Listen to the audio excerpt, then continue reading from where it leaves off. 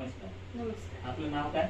रेखा दीपक वानखडे. आणि तुम्ही माझ्याकडून हे अँटाझी आणि अँटाक्सी कशासाठी घेतलं होतं? मला थोडा शुगरचा प्रॉब्लेम होता. अच्छा. त्यामुळे मी तुमचं औषध घेतलं. अच्छा. तुमची शुगर हे 29/4 7.1 होती हो. HbA1c, हो. बरोबर? हो.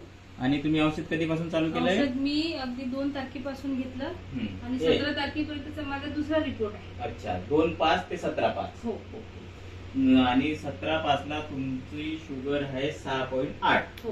HbA1c. हो. आणि पीपी फास्टिंग आहे 105 117, म्हणजे तुम्ही शुगर मुक्त झाले. हो. आणि तुम्हाला डॉक्टरांनी काय सांगितलं? शुगर आहे की नाही आहे हा रिपोर्ट पाहू. डॉक्टरांनी मला नॉर्मल सांगितलं. आधी 7.1 ला म्हटलं होतं शुगर आहे. हो. ठीक आहे. आणि हे कशामुळे झालं तुमचं? हे मला तुमचं अँटॉक्सिटी लिक्विड आणि अँटॉक्सिटी मुळे ह्या गोष्टी घडून झाल्या. माझं शुगर लेवल अतिशय कमी झालं आणि कंट्रोल मध्ये आलं.